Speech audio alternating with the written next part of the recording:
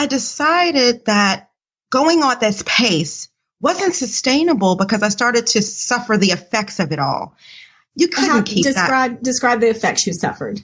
Oh, I was fatigued all the time. I would wake up tired. You'd go to bed, get supposedly a good night rest. I was fatigued all the time. I was feeling a lackluster sense of unfulfillment. I didn't feel settled. I felt like I had something else that I was supposed to be doing. Even though I was busy, I wasn't fulfilled. I knew that there was more underneath the surface, and I also started to feel very down and became very depressed. I started eating. I started gaining weight. This wasn't the life that I had envisioned for myself at all. Welcome to the Doctor's Mentor Show. If you believe that medicine is an industry and not a profession, if you enjoy submitting complex reimbursement claims, or you would do another residency just for fun, be advised, you're about to be offended. You should probably leave now. All this talk about mentoring doctors is ridiculous. I thought doctors learned to do everything better than everyone else the first year of medical school. At least that's the way they act. If you love assisting patients with vitality breakthroughs, if the right to practice medicine without interference is important, and you want expert tips for practice freedom and profits to support your epic life, welcome aboard and prepare to be blown away. The Doctor's Mentor Show starts now. Here's your host, Dr. Lori Barr. Today's show comes under the category of Live. What do you do when it's never quite perfect? A lot of doctors fall into that trap of thinking everything has to be just so before you can move forward. And that means what? It means you never move. So today I have a guest for you who is going to help you overcome your perfectionism. Stay tuned. Today's guest. It is my pleasure to introduce you to an amazing lady who I met last spring. Her name is Dr. Toni Haley, and she is a board-certified family practitioner, and she is also, more importantly, a wife and a lifestyle coach. And this is kind of an interesting mix for a physician and not one that every physician chooses to do. So there has to be a story behind it. And when I dug a little deeper, Dr. Toni's story is so compelling. I just know you're going to love what she has to share. Dr. Toni, welcome to the show. Wow. Thank you so much. It's great to see you again. I'm so happy to be here. Thank you for the invitation to share this wonderful story with everyone so that they can get past that block. What happened that you knew you had to make a change? I am used to being a high performer and an achiever. Raise your hand. That's probably your entire audience. We all identify with each other all our lives. Going, lots of activities, lots of schedules, running all our lives from childhood on. You're a part of every team. You're the leader. You have positions. This is what we live for. This is how we are. We don't know anything else. Every summer you're in a program. You're signing up with permission slips. It's a flurry of activity all your life. And that was not unusual. That's how it was for everyone in my circle. And so we just keep going. But there's usually an underlying story, like you said, that makes us this way or drives us this way. And in my case, it was mainly just a loss. Things were going well in my life, and then they weren't. All of a sudden, there was a major tragedy in my family. And they called my dad and told him, hey, you need to come down to the hospital. Your family's been in an accident. Your daughter and your wife have been in a terrible accident, and you need to come down to the hospital immediately. I can only imagine how he felt at that time, but he was a young man just starting out and, doing well for himself, or so he thought. And when he got to the hospital, they informed him, your daughter is the sole survivor of the accident. My dad was in his 20s. I was a young girl. It was devastating to our little family, and it was a major turning point for me personally, because although I'd always been a go kind of person, this was the only way I could kind of have freedom after that, because my dad would not like for me to be out of his sight or in a motor vehicle with someone or transported by other people. So I became this person who was even more so go, go, go, because it was the only way to get out of the house. Permission slips. Okay, so wait, let me back up here. Now, how old were you when the accident happened, Dr. Toni? The accident happened at 3 years old, but the problem became more progressive. Oh, sure. Because, your father wanted to protect you. And are you an only child? I am. So as an only child, you're aiming to please, especially your father figure, and especially in the loss of your mother. So a lot of transferred emotions there between the two of you. And that can be healthy and can also easily swing into not being so healthy as relationships go. And then you grow up to be this beautiful woman. And when you start looking for love in your life, then all of a sudden there's this whole transference issue again.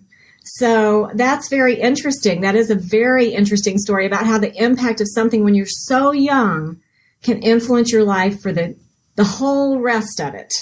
And so then what happened? How did you decide to do more than just become a doctor? I decided that going on this pace wasn't sustainable because I started to suffer the effects of it all. You couldn't keep that. Describe the effects you suffered. Oh, I was fatigued all the time. I would wake up tired. You'd go to bed, get supposedly a good night rest. I was fatigued all the time. I was feeling a lackluster sense of unfulfillment. I didn't feel settled. I felt like I had something else that I was supposed to be doing. Even though I was busy, I wasn't fulfilled. I knew that there was more underneath the surface, and I also started to feel very down and became very depressed. I started eating. I started gaining weight. This wasn't the life that I had envisioned for myself at all. So, and the reason why I bring this up is many of you out there who are listening may recognize some little glimmer of yourself in what she's saying, because perfectionism, when you're in it, it feels right because you're trying to be perfect and you're perfect most of the time. Well, here's the secret about perfectionism. The truth is you are perfect all of the time. You're having a perfect experience all the time. And if you simply let go and enjoy the perfectness of you in the moment, it makes it so much easier.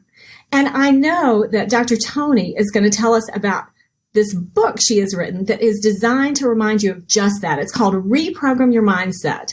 And Dr. Toni, what brilliant thing inspired you to put this all together and tell people about how the book can help them? It was my clients. I had transitioned over to being a coach because people just kept inboxing me. People were so inspired by the fact that I could have all these tragedies, losses, and failures in my life. They're in the book, don't worry. And they said, well, how did you do it? How did you overcome it? How did you go from this dark place to the place of light and joy and freedom and excitement about every day, waking up without an alarm? How do you do that, right? So I decided to write a book for all those people who had come to me, who had become clients, or who kept asking me questions. How did you transition from the dark place to the light? I had to actually coach myself. I diagnosed myself is what I did. I said, wait a minute, this isn't you. This isn't the cheerleader, the high energy person, the one who was always the go-to for everything, who gets it right. So you've got to do better. So I gave myself some major self-talk, pep talks, wrote down what I felt like I wanted out of life and what I wanted to feel like. And in that process, I affirmed myself. I said, you know what? I've got to get a system that every day when I wake up, I have to affirm myself. I have to approach those things that are difficult, things that I fear, things that I worry about at night, things that cause me insomnia. And I would just make lists of things I knew I needed to approach and attack instead of hide from them. Awesome. So again, what I hear is you went from a period of being the Energizer Bunny, basically, to being in this place where you could barely recognize yourself anymore, but then you did, and you reminded yourself, and this is a really important lesson, is that inside yourself is the most important coach, advisor, mentor you will ever find. And actually what Dr. Toni's gift to us is, in this book, is an everyday reminder of that and a system to be able to bring that out of yourself, which is your subconscious mind loves you more than anything. Even when you consciously have forgotten to love yourself, your subconscious mind wants to hear you. It wants you to write love letters to it. It wants you to be there for it. And when you're reminded of that and have a system where you can daily write affirmations or just say them or listen to them, it makes a huge difference. So what kind of difference have you seen in your clients? They actually were giving me what I should put in the book. So they haven't necessarily gotten to experience it just yet directly, but indirectly, they told me, hey, here's what all of us high performers and doctors, we struggle with this stuff. And they have come into the light too. So when they write about their experiences, it's all about joy. It's all about finding themselves. It's all about the excitement of finding, it's like rediscovering yourself again. Okay, so before you can reprogram, you have to rediscover. Is that accurate? You have to have a little bit of a tough talk with yourself, I think. You have to say, now, on the surface, people think you're doing great, and you are, but you could do better. All of us can. We could balance better. We could time manage better. So the benefits that they're getting are those sorts of things. They feel more in control again. They used to have more of a fixed mindset, where in the fixed mindset, I know Carol Dweck is a psychologist out of Stanford that talks about fixed versus growth mindset. In a fixed mindset, we feel like things happen to us. We don't take criticism well. We're always very hard on ourselves. We feel defeated when things don't go well. But when you're in a growth mindset, when you have taken control and sat down and really assessed where you are and what you'd like to do better, you can learn again. You know that it's not a reflection of your intellect. One of my major mentors in my life, Mr. Bob Proctor, always said that the current results you're getting simply reflect the thoughts you've had up to this point in time. And that, is really the point you're making here too. And this whole having the come to Jesus talk with yourself, that's really what it is. It's especially if you're a perfectionist, you have perfected your facade. And that might be a doctor facade. It might be the perfect mom facade. It might be the sexy wife facade. It might be the I'm in control of my body. I'm a bodybuilder facade. Any of these, if you're a perfectionist, you got it down.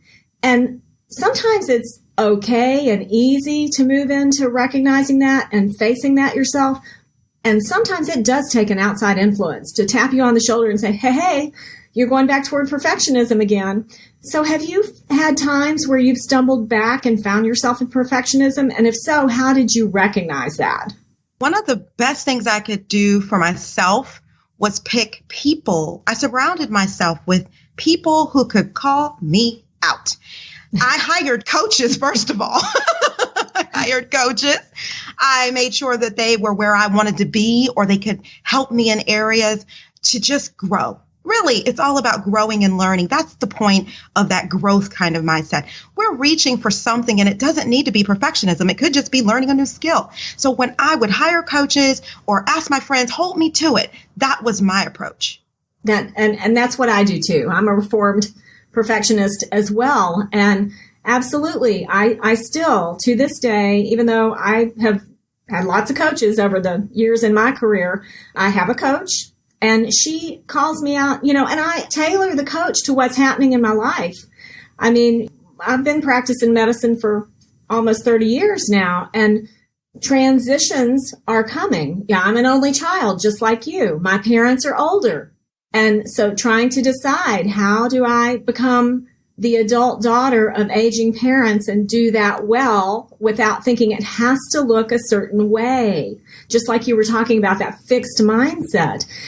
So, the coach that I have currently is really all about, let's make sure financially you've got your P's and Q's in a row, you're debt free, you've got money saved up, you've got more flexibility when you don't have all these things hanging over. And I was just reviewing what I accomplished with the assistance of my coach right now.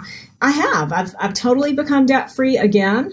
I totally have been able to set up a system where I can assist my parents, yet not make them feel like they're prisoners or like they're giving up any of their dignity. So it's really been helpful for me. Tell me about the kind of coaches that have helped you, the kind of mentors that you've sought out, and how they've been helpful at different stages in your growth process. As a child, one of the most important mentors I had came at a crucial time. She was my pre-college mentor. And so, my parents were my father was saying, hey, I want you, I have a stepmother. She's wonderful, by the way. But they were interested in getting me into a pre-college mentoring program. She recognized the dynamics of my father and I and the perfectionism. So she took me under her wing, took me over to the side and said, listen, I get it. Let me see what I can do to help you get where you want to go. And she believed me when I said I wanted to be a doctor. So that was a huge step for me. She said, let's go get you in the amphitheater over there at the hospital so you can see open heart surgery. I was 13 years old. She was the first person who really just heard me, understood the situation, and said, I'm a trusted person. She can come with me. And my father agreed. So that helped. That's awesome. Those exposures when we're young to things we think we might want to do, that really is key in helping us make those decisions, because that makes such a big impression in life. One of my other mentors, Mike Koenigs, likes to say that we write the book we need ourselves. How did you change as you wrote your book? As I was writing, I was talking to various stages of myself. The pre-professional phase of myself. Hey, if I could talk to myself, then what would I do? So I have some talking to my old self in there. Then I changed into this person who was leading other people, and a lot at one time, who were all perfectionists.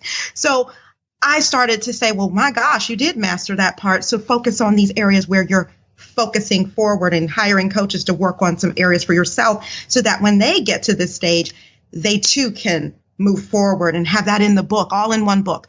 The old you, the right now you, and and by the way, even though you've done great, here's about 4 more things, maybe 20, that you might want to focus on as you move forward. So how many affirmations are in the book total? I haven't counted them yet with my copy. 100. Whoa. Well, that's like almost a third of the year. That's awesome.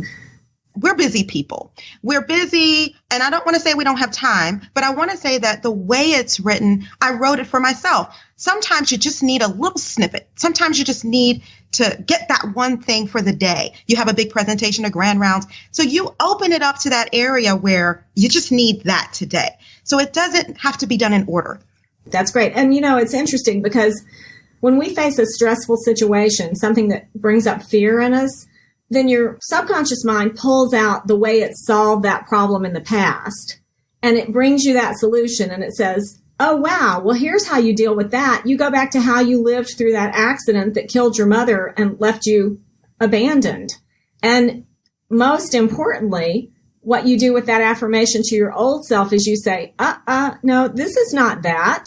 This is different from that. So yes, I acknowledge that I had this trauma and that helped in that situation. And yet now I'm ready to do this instead. And that's awesome that you've been able to separate it out that way so that people can learn the tools they can use when the old self is coming out and kind of imposing itself on, on who you are now. And that you recognize that just because you are successful, our success is only capped by what we can imagine.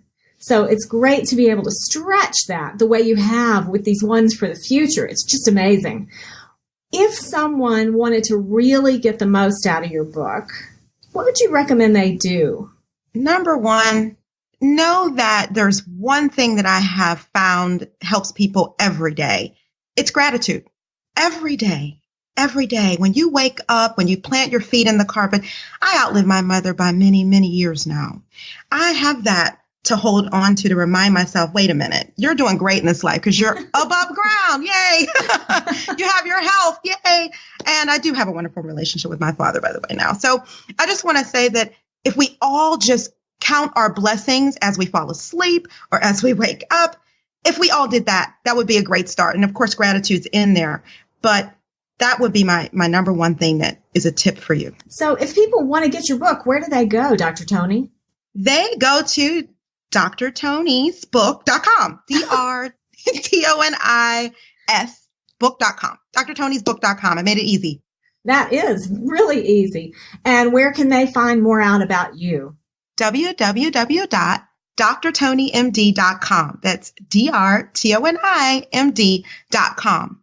And more importantly, stop procrastinating. Take action now. I'm a coach. That's your job, to follow through. So go follow me in the Winner's Circle, where you can get support at drtonimdvip.com, so that you can get that next step with me, with friends in the same space.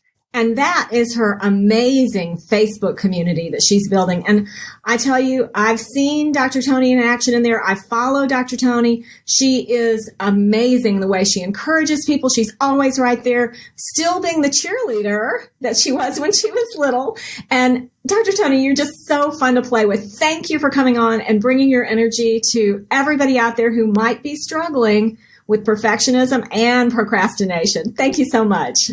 Thank you so much for having me. I appreciate everything that you're doing for all of us. Thank you so much for the invitation. Take care. Your next step. Take this amazing information from Dr. Toni and start looking at ways you can remind yourself of how to keep the past in the past, keep the present something you're totally grateful for, and plant seeds for the future, so that you can move in that direction where you want to be, where you want to find yourself, knowing that it doesn't have to come a certain way. It can come all kinds of ways. So that's your next step, and join Dr. Toni in the Winner's Circle. There's more to explore at thedoctorsmentor.com. Are you stopping at a hospital? Hello? Don't you know that hospitals are one of the sickest places on the planet? Don't touch anything in there and get out as fast as you can.